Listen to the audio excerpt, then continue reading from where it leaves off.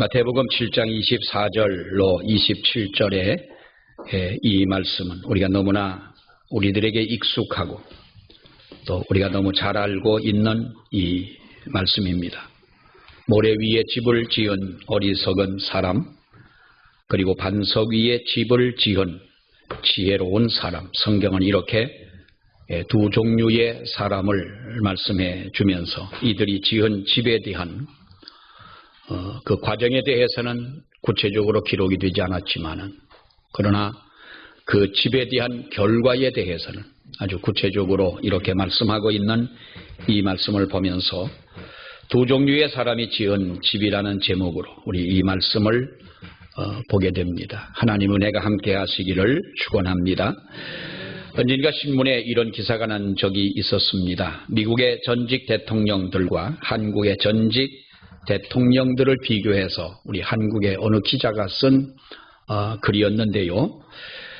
미국의 대통령들은 은퇴 후에도 저마다의 방식으로 또 나라와 국민을 위해서 봉사를 하고 또 세계적으로 다니면서 많은 선한 일을 하게 되고, 그리고 많은 국민들과 함께하고 존경을 받고 이렇게 여러 가지 귀한 일들을 하고 있는데, 왜 우리나라 대통령을 지낸 분들은 한결같이 은퇴 후에 불행한 삶을 살아가고 있느냐라고 하는 이런 이야기를 썼습니다.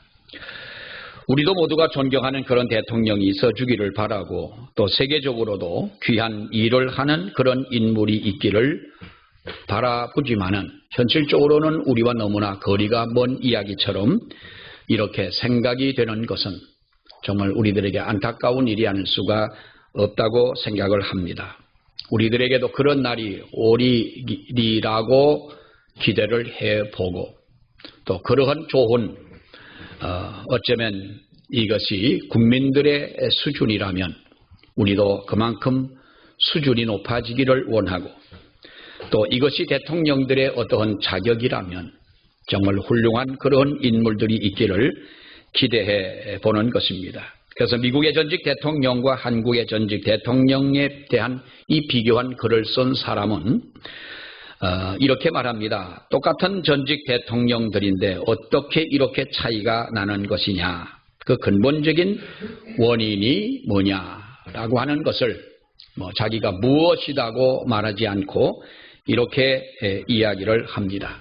이런 이야기는 우리가 대통령들이 국한된 이야기뿐만 아니라 성경을 보면은 이렇게 대조가 되는 이야기며 인물들이며 또 이러한 역사가 기록되어 있는 것을 볼 수가 있는데요. 성경을 보면은 오늘 이 본문 말씀에도 두 종류의 사람이 있습니다. 오늘 본문 말씀뿐만 아니라 우리가 두 종류의 사람이 있다라고 할 수가 있겠습니다. 은혜를 받고 그 은혜에 감사할 줄 아는 사람이 있는가 하면, 하나님의 은혜를 받고도 하나님 은혜에 감사할 줄 모르는 그런 사람이 있다고 하는 것입니다. 대표적으로 우리는 예수님에게 그 나병을 고침을 받고 난 후에 10명의 나병 환자가 고침을 받았는데 한 명만 주님을 찾아와서 자기의 병 고침에 대해서 감사하는 그런 모습을 성경은 말합니다. 그러면서 예수님은 표현하자면 아홉은 어디 갔느냐, 실망스러운 그런 물음을 그들에게 묻습니다. 그 아홉은 어디 갔느냐. 아홉이라고 하는 사람들은 하나님의 은혜를 받고도 병 고침을 받고도 여러분 그 은혜를 깨닫지 못한 사람을 말씀하고 있는 것인데, 이 원리로 본다면 성경에는 좁은 길과 넓은 길이 있다고 말씀을 해주고 있습니다. 또 충성된 자가 있고 충성되지 못한 자가 있다고 말씀을 하고 있습니다. 그리고 모든 일을 마친 후에 하나님으로 인하여 인정을 받는 사람이 있는가 하면 인정을 받지 못하는 사람이 있다고 하는 것입니다. 주여 주여 하면서 주님의 이름을 부르기는 하지만은, 그러나 주님 앞에 바로 그 인정을 받지 못하는, 주님이 알아주지 않는 그런 사람이 있다는 것입니다. 오늘 이 본문 말씀에도 보면은 두 종류의 사람이 비교가 되어져 나옵니다. 다시 말하면 지혜로운 사람과 어리석은 사람에 대해서 성경은 말씀을 하고 있는데 우리는 이들의 결과를 잘 압니다. 왜 이렇게 됐는지도 압니다. 그리고 어리석은 사람의 그 어리석은 이유에 대해서도 우리는 잘 알고 있습니다. 여러분, 성경을 보면 이들은 각기 자기의 집을 지었습니다. 그런데 이 두 종류의 사람은 집을 짓는 일에 있어서 너무나도 닮은 공통점들이 있다고 하는 것입니다. 그러나 많은 공통점을 가지고 있으면서도 근본적으로 다른 차이점이 성경을 보면은 있게 되는데, 여러분, 어떻게 보면은 차이점보다는 공통점이 더 많은 이 두 사람이었습니다. 그럼 그것이 뭐냐 하라고 하는 것이지요. 우리가 먼저 이들의 공통점과 차이점을 생각하기에 앞서서 지혜로운 사람 그리고 어리석은 사람은 어떤 사람이냐라고 하는 것입니다. 지혜로운 사람은 어떤 사람이고 어리석은 사람은 어떤 사람이냐. 앞에서도 말씀을 드렸습니다마는 마태복음 7장 13절 이하의 이 말씀부터 보면 우리 예수님께서는 비유적으로 두 가지에 대한 이 비교를 말씀을 해 주십니다. 넓은 문과 생명으로 인도하는 좁은 문을 비교해서 말씀을 하셨고 15절에 있는 말씀부터 보면 거짓 선지자에 대해서 말씀하시면서 좋은 나무와 나쁜 나무에 대해서 말씀을 하십니다. 21절 이하의 말씀에 보게 되면 불법을 행하는 자와 하나님의 뜻대로 행하는 자에 대해서 말씀을 하고 있습니다. 그리고 오늘 본문의 말씀을 보면은 24절부터 지혜로운 사람과 어리석은 사람에 대해서 말씀을 하고 있는데 13절 이후의 말씀은 모두가 같은 맥락에서 주님께서 말씀하시고 계시다는 것을 알 수가 있습니다. 그러므로 우리는 오늘 이 본문의 말씀도 우리가 이미 앞에서 보았습니다마는 우리가 이런 맥락에서 이해를 해야 될 줄로 압니다. 다시 말씀드리자면 지혜로운 사람은 어떤 사람이고 어리석은 사람은 어떤 사람이냐. 여러분, 이들은 교회와 상관없는 사람들이었을까요? 신앙이 없는 세상에 속한 사람을 말하는 것일까요? 여러분, 그렇지 않다는 것을 우리는 이 성경을 통해서 잘 알게 됩니다. 똑같은 신앙 고백을 합니다. 똑같은 믿음 생활을 합니다.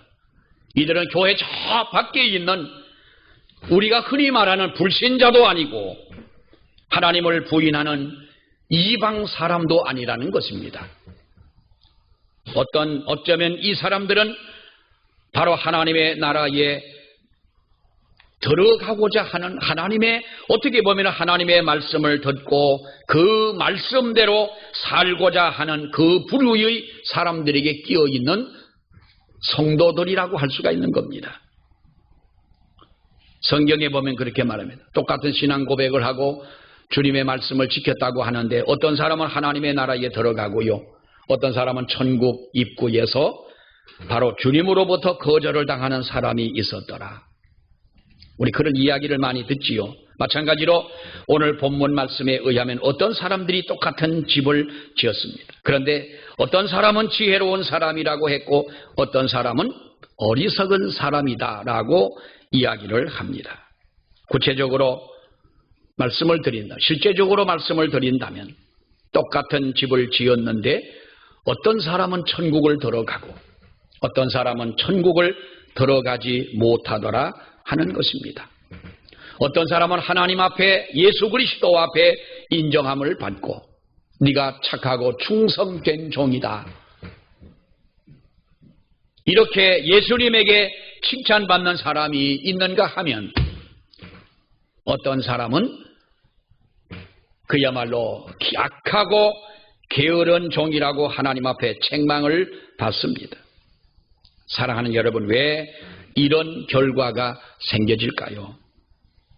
왜 똑같은 신앙의 집을 지었는데 왜 똑같은 믿음 생활을 하는데 어떤 사람은 지혜로운 사람이고 어떤 사람은 어리석은 사람일까요? 옆 사람의 얼굴을 빤히 쳐다보기가 좀 미안하지만 그냥 느낌으로 이 사람은 지혜로운 사람일까? 내 옆에 있는 분은 지혜로운 사람일까? 아니면 어리석은 부류의 사람일까? 이렇게 우리가 평가하기 좀 미안하니까 나 스스로에게 한번, 벌써 어떤 분들은 두 눈을 감으시고 지그시 감으시고 이 고민을 하고 계시는 분들이 계신 것 같은데, 나는 지혜로운 사람이냐, 성경이 말씀하고 있는 대로 나는 정말로 하나님 앞에 어리석은 사람이냐라고 하는 것입니다. 여러분, 이 공통점이, 이들의 공통점을 우리가 봅니다. 이들은 똑같은 소원을 가지고 집을 지었다는 것입니다. 집을 짓습니다.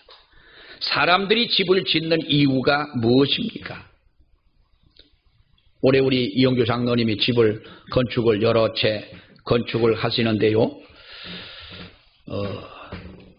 이 남자들뿐만 아니라 뭐 요즘은 여자분들도 그런 분들이 많이 계십니다만은 이런 집을 짓고 건축 일을 하고 하는 어떤 이것을 정말 좋아하는 분들이 계시잖아요.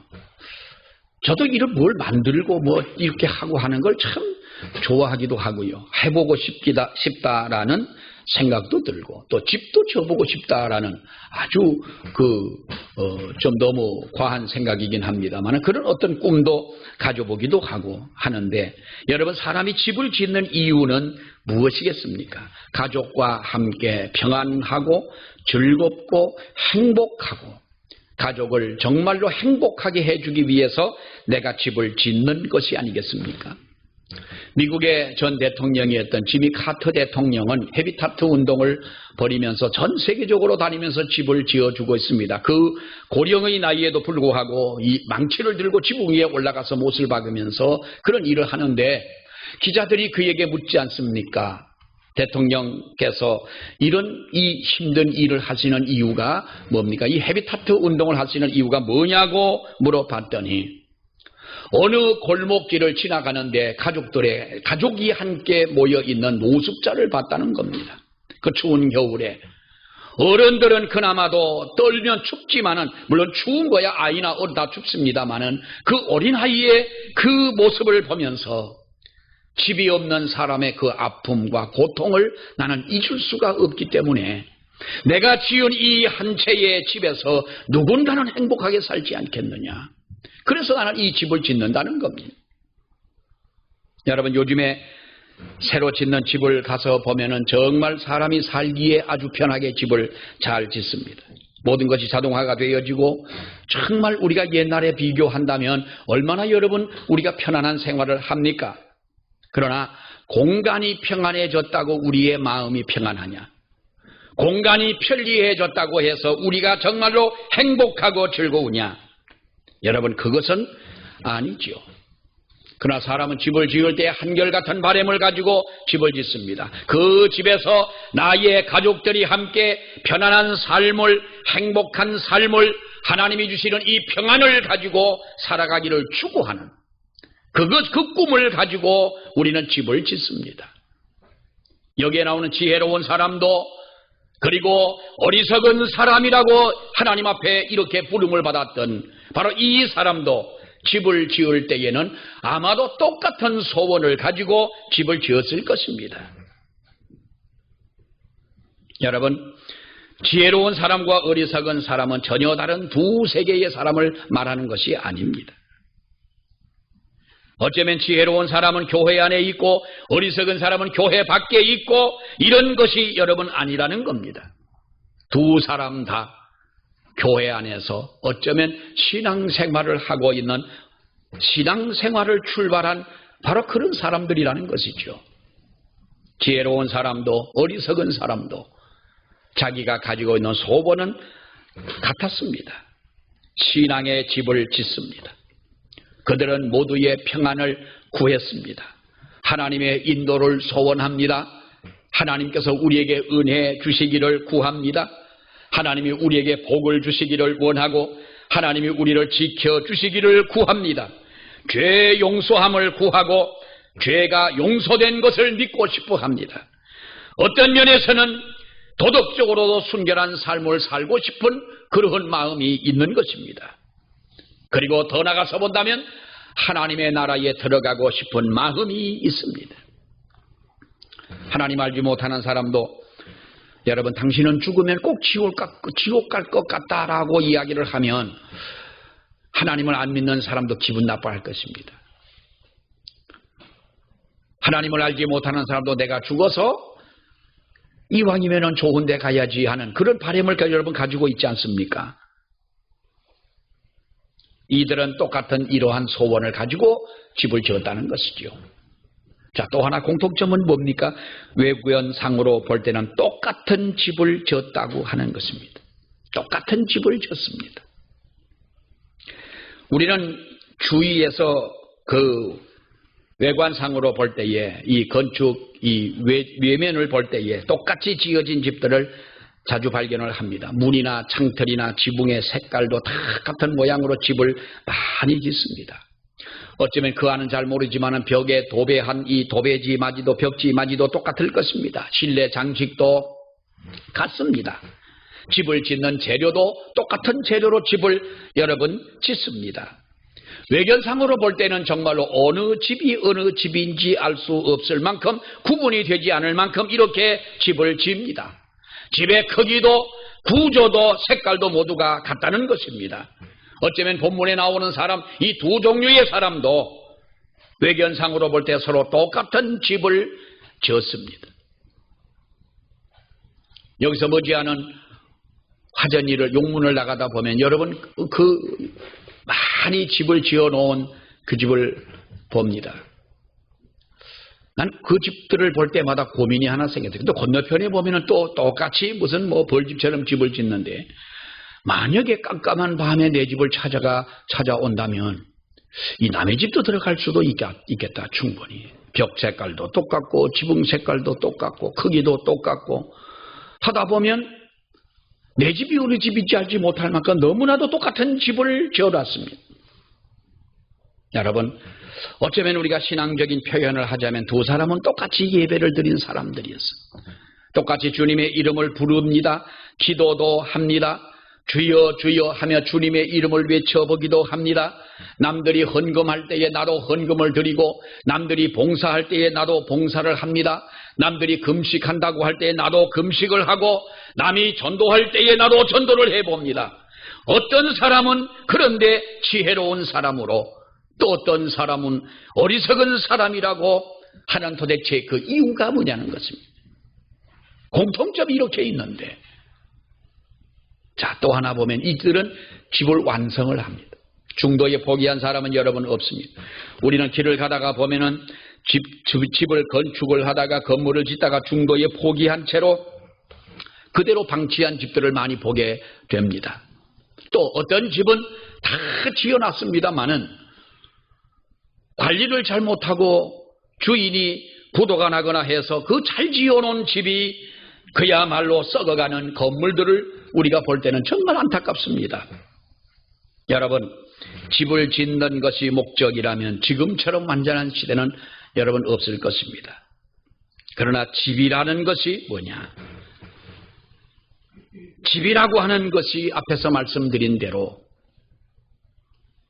온 가족이 건강하고 행복하고 사랑하면서 살아가고 세상을 살면서 근심 걱정을 우리가 안 한다고 하면은 거짓말이겠지만은 근심도 있고 걱정하는 일도 때로는 생길 수가 있겠지만은 그러나 그 집에 온 가족이 하나 되어 어려운 일들을 이기고 나아가는 그런 삶을 살아가는 것이 우리 집을 짓고 가족 구성원의 그 꿈이 아니겠느냐는 거죠.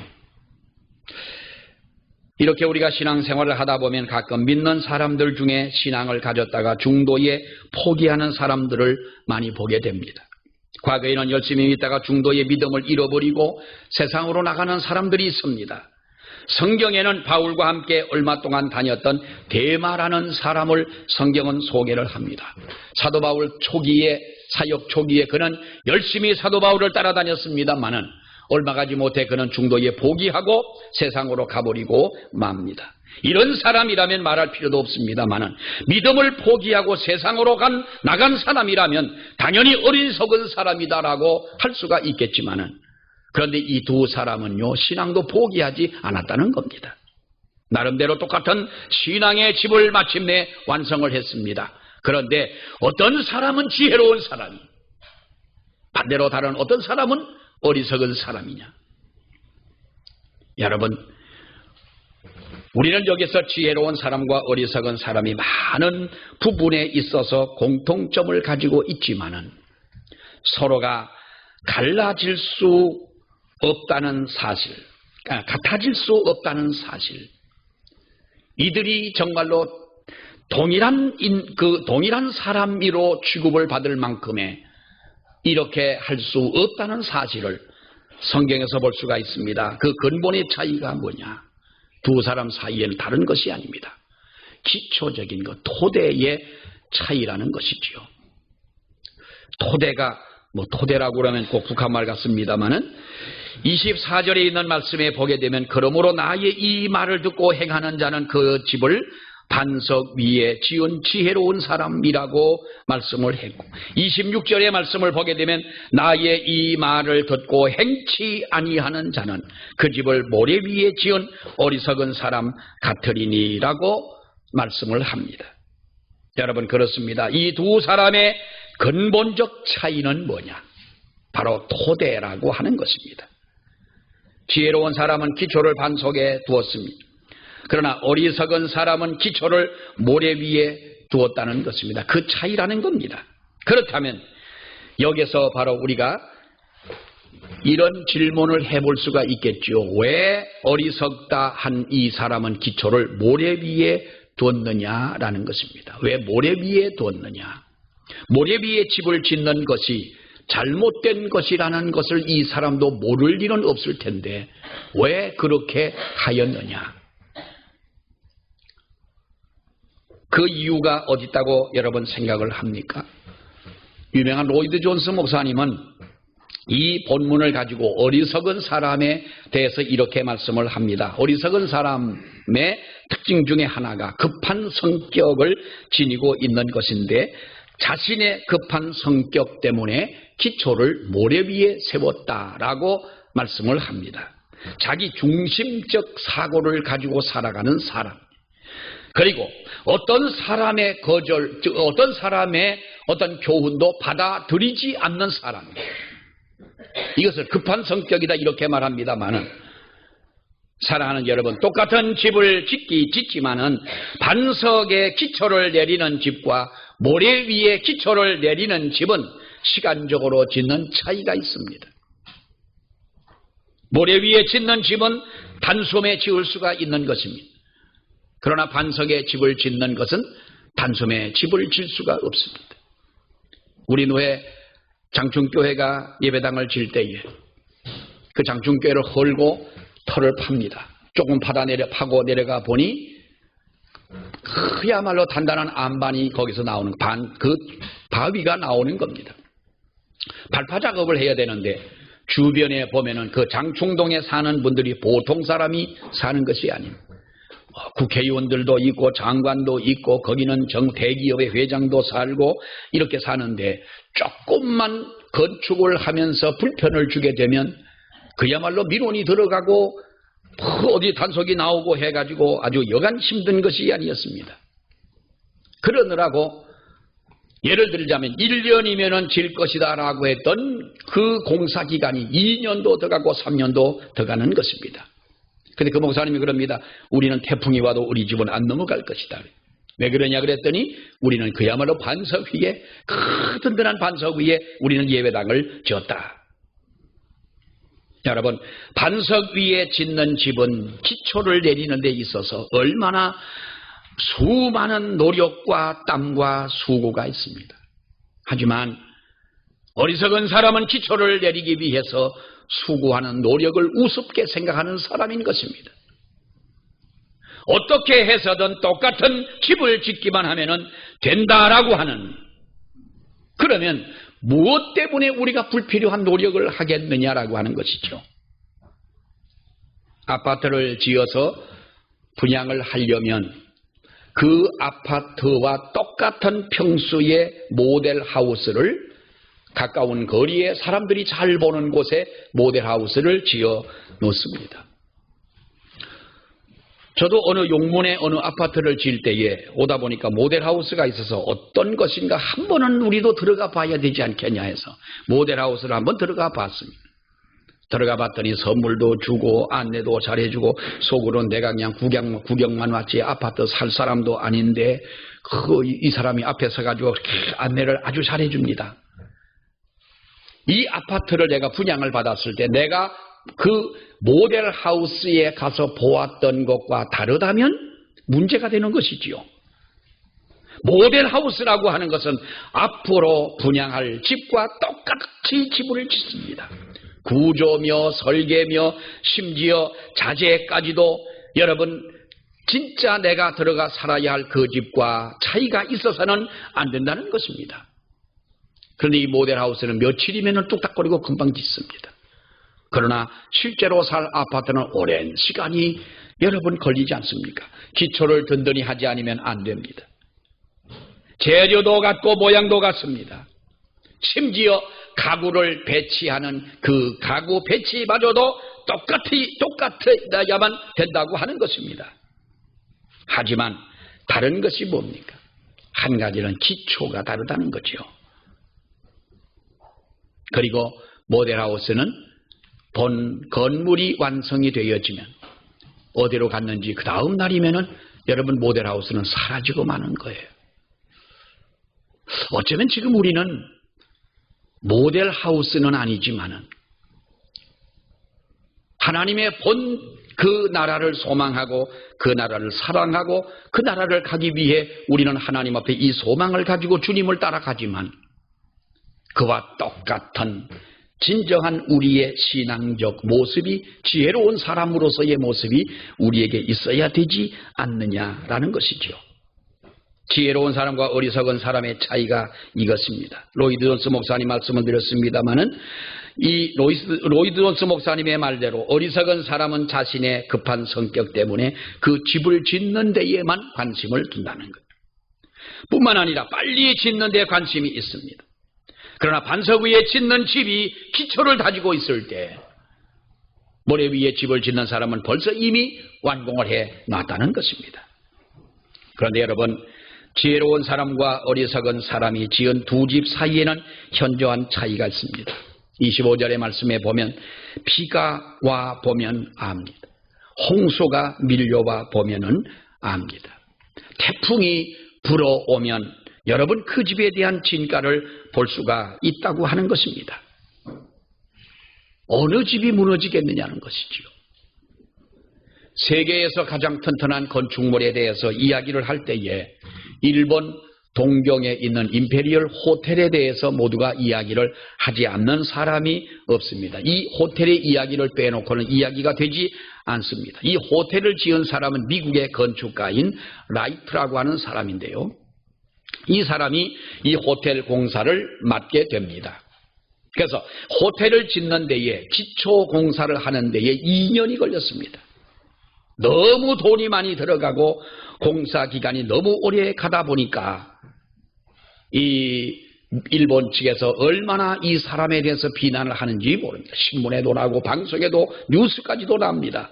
도대체 저렇게 많은 시간과 투자를 해서 기초 공사를 할 필요가 있느냐. 그 사람이 뭔가 잘못된 것이 아니냐. 여러분 그 호텔을 짓는데 기초 공사하는데 2년 걸렸고 본체 공사하는데 2년 걸렸어요. 우리 같으면 여러분 기초 공사를 뭘 그렇게 오래 합니까?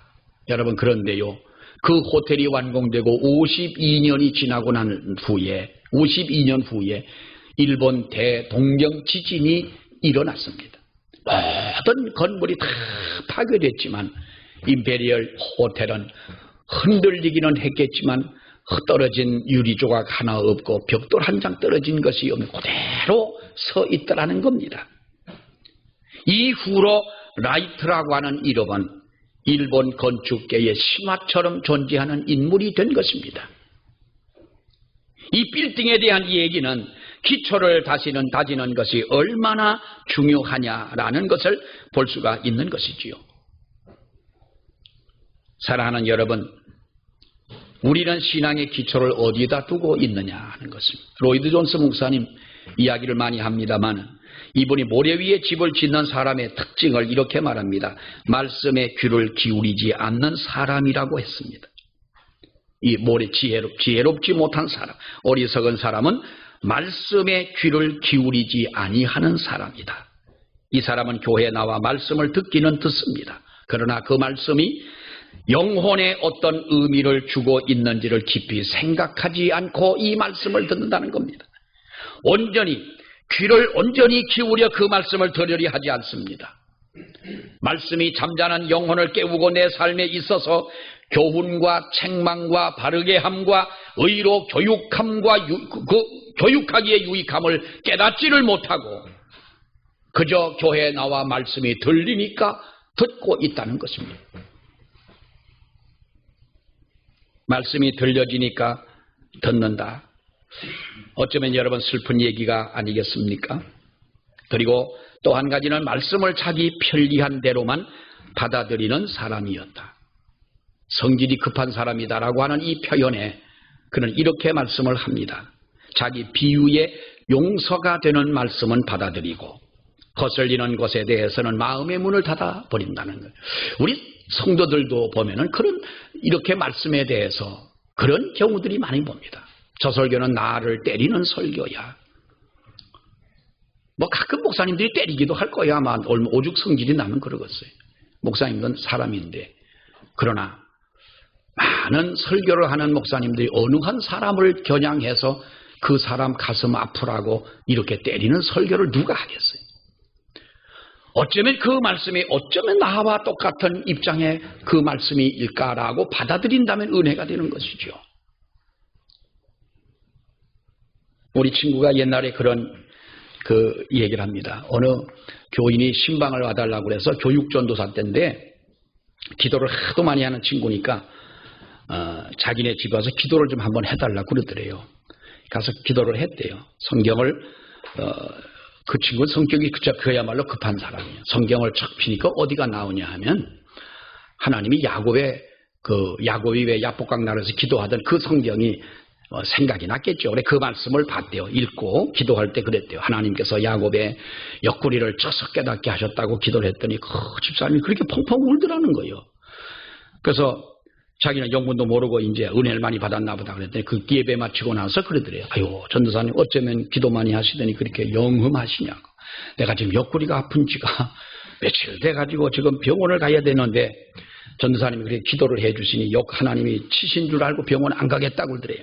그래서 병원 가서 쓸 돈 대신 전도사님에게 양복을 한벌 해입으라고 돈을 그때 양복 우리 전도사 학교 다닐 때 양복 해준다면 이건 아주 대단한 선물이죠.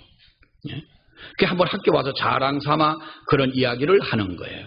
어떻게든 받아들인다면 하나님의 은혜가 되는 것이고 이 새벽 이 아침도 하나님께서 주시는 말씀이 나에게 주시는 말씀이라고 믿는다면 하나님의 은혜가 임할 줄로 믿습니다.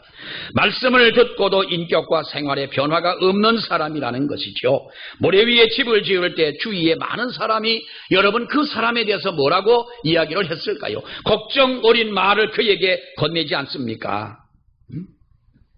자네 집을 왜 모래 위에 집을 짓나? 홍수가 나고 비가 많이 오면 이게 떠내려갈 텐데 왜 하필이면 여기다 집을 짓는가? 여러분 사람들이 주변에서 그렇게 말을 하지 않았겠습니까? 그러나 그 말을 듣고도 자신의 계획을 바꾸려 하지 않는 사람, 올바른 말을 들으면서도 나의 인생의 방향을 전환하지 않는 사람인 거예요. 그것이 옳다고 믿어지면서도 내가 지금까지 살아온 그 삶에 대해서 고집하는 사람인 거예요. 어떤 집사님이 주일을 몇 번 빠졌다가 교회를 나갔습니다.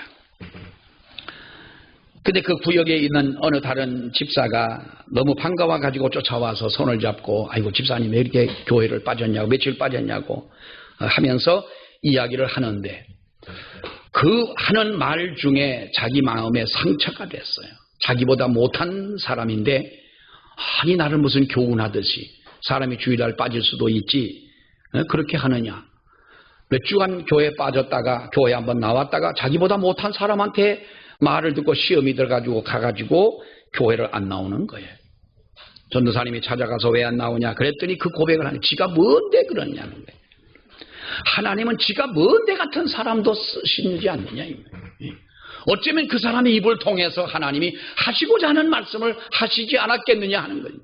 그렇게 받아들이면 은혜가 되는 것이고 하나님의 사랑을 느낄 수가 있는 것이고 하나님이 나를 버리지 않고 사랑하시는구나 고백할 수 있겠지만은 그거를 가지고 인간적인 말로 받아들이니 지가 뭔데 나한테 그런 말을 하느냐 그러지 않겠어요.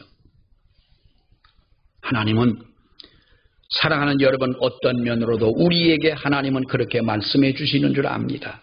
말씀을 듣고도 말씀을 듣는 것이 꼭 설교 시간에 설교만은 아니지 않습니까?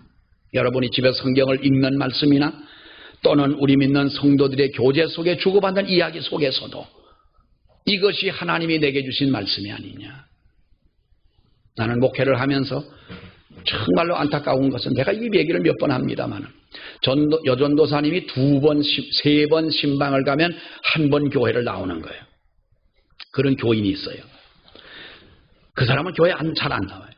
그런데 이상하게 집사로 임명을 계속 하는 거예요. 왜냐하면 그래도 뭐 한 2주, 3주 빠졌다가 또 한 번, 한 달에 한 번, 2번 정도 나오니까 집사가 됐는데 그렇게 집사가 그렇게 신앙생활이 되겠냐. 그래도 어떻게 하냐. 이제 놔뒀어요. 그래 한번 제가 가가지고 저도 그 집사님을 권면을 했지요. 어느 날 집사님 이렇게 신앙생활 하시면 안 됩니다. 애들도 이제 자라고 그런데 열심히 신앙생활 젊은 사람이에요. 애가 초등학교도 들어가 유치원 다니는 아이인데 했더니 꼭 교회를 앞으로 나가겠대요. 그래서 나오려나 했었어요. 그랬더니 전도사님이 오면서 입을 삐죽삐죽거려요. 원래 그분은 입이 좀 삐죽삐죽하게 생겼어요. 가만히 있어도 삐죽거리는 입이에요. 연세가 많으신 이제 전도사님인데 약간 이제 구하나서가 와가지고 지금 약간 입이 돌아가셨어요. 저건 말만 저렇다는 거예요. 분명히 나하고 약속했잖아요. 다음 주부터 꼭 나오겠다고. 아이고 저게 말만 그래요. 그러는 거예요. 뭐 연세 많은 분이 그러면 그런가 보다 왔어요. 그 다음 주일 날인데 교회를 안 나온 거예요. 정말 안 나왔어요. 그런데 예배 마치고 나서 이야기 듣고 그 아이가 이 조그만 여자아이가 6살인가 뭐 된 아이가 이쁘지 않고 얼마나 이뻐요. 옛날에 여러분 방에서 부엌으로 내려가는 연탄불이 있고요. 그 옛날 집 구조가 그렇지 않습니까? 시내에. 이 집에서 부엌으로 가는 돌아가면 좋은데 조그만 쪽문을 하나 만들어 놓고 고리로 들어가서 부엌에 가서 이제 뭘 하는데 이 아이가 엄마가 목욕을 시킨다고 한 10시 반쯤에 연탄불에 물을 올려 끓이고 있는 거예요. 그 아이가 문을 놀다가 문을 확 열고 그로 빠져가지고 끓는 물에 아이가 그대로 풍덩 들어가 앉아버렸어요. 그래가지고 병원을 갔다는 거예요. 순간적으로 그 생각이 드는 거야. 분명히 지난주에 나하고 교회 나온다고 이번 주에 꼭 나가겠다고 약속하잖아요. 목욕을 시키려면 일찍 시키지 왜 주일날 그때는 왜 교회 종쳤지 않습니까? 이 차인벨이라고 해가지고 그러면 그 음악 소리가 들리는 걸 들으면서 왜 아이를 목욕시키려고 물을 끓이고 있느냐 그 말이에요. 그래가지고요 무슨 화상병원이 서울에 무슨 어딥니까? 여의도 성모병원인가요? 그거 뭐 좋다고 그래가지고 거기까지 실려왔는데 병원을 한번 제가 신방을 또 왔지 않습니까? 그 병원을 와서 봤더니 그 아이는 아닌데 어떤 아이가 울부짖는데요. 뭐라고 그러냐 하면 차라리 나를 죽여줘 그러는 거예요. 화상 환자들은요 말도 못합니다. 여러분. 의사들이요 그렇게 냉정하고 싸가지가 없습니다. 아프면 좀 살살 떼지. 화상 환자니까 여러분 피부가 없어졌으니까 이거를 다른 세균이 들어가지 못하도록 이렇게 붕대로 감아놨다가 진물이 나오고 달라붙은 걸 그거를 막 잡아떼는 거예요. 인정사정 없이 또 그렇게 해야 되지 않습니까? 옆방에서 울고 부르짖는 그 아이의 그 목소리를 들으니까 얼마나 여러분 그 어린아이의 생각하면 얼마나 가슴이 아파요. 하나님 앞에 약속했던 그 약속을 왜 지키지 않았냐? 가겠다고 하는 그 한마디가 마음이 없는 말을 왜 그렇게 하나님 앞에 남발을 합니까? 우리의 작은 신음에도 응답하시는 그 하나님 앞에 사랑하는 여러분 말씀을 듣고도 인격과 생활에 변화가 일어나지 않는 것 누구 때문이 아니요. 이것은 나의 문제라고 하는 것이. 오늘도 하나님은 두 종류의 사람이 집을 짓습니다. 나는 어리석게 집을 짓는 사람인지 지혜로운 사람인지를 다시 한번 우리가 생각하면서, 때로는 어리석을 수도 있지만은 어리석은 그 자리에서 나의 삶의 방향을 바꾸고 전환해서 지혜로운 사람으로 칭찬 듣는 우리가 되어야 할 줄 믿습니다. 기도하겠습니다. 하나님 은혜 감사합니다. 오늘도 주님 앞에 나와 예배하며 하나님 주시는 귀한 말씀을 듣습니다. 어리석게도 집을 지은 사람이 있고 지혜롭게 집을 지은 사람이 있는데, 자비하신 하나님, 우리들이 어리석은 자의 그 반열에 서는 자가 없도록 주여 우리를 붙잡아 주시기를 원합니다. 말씀에 민감하여 우리의 신앙과 삶에 하나님이여 귀한 영향을 끼치며 정말 하나님 보시기에 인정함을 받을 수 있는, 그래서 잘했다 칭찬을 들을 수 있는 우리 모두가 되게 하여 주시옵소서. 예수님 이름으로 기도하옵나이다. 아멘.